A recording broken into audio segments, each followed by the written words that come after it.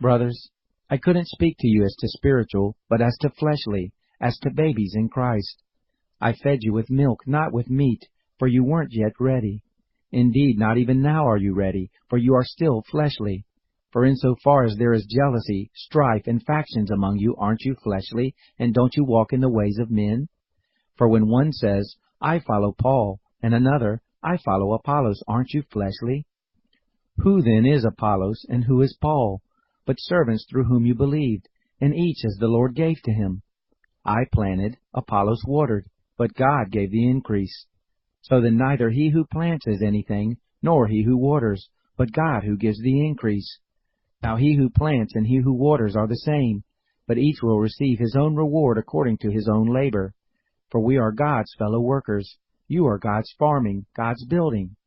According to the grace of God which was given to me, as a wise master builder I laid a foundation, and another builds on it.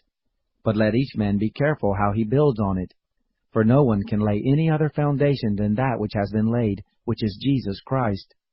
But if anyone builds on the foundation with gold, silver, costly stones, wood, hay, or stubble, each man's work will be revealed. For the day will declare it, because it is revealed in fire, and the fire itself will test what sort of work each man's work is.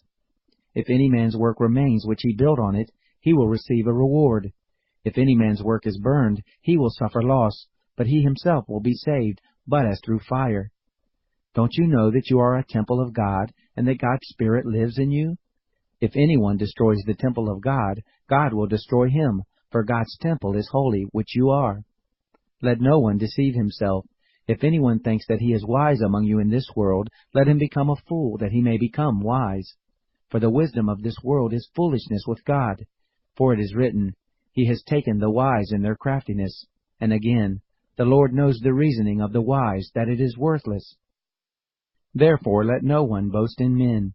For all things are yours, whether Paul, or Apollos, or Cephas, or the world, or life, or death, or things present, or things to come. All are yours, and you are Christ, and Christ is God's.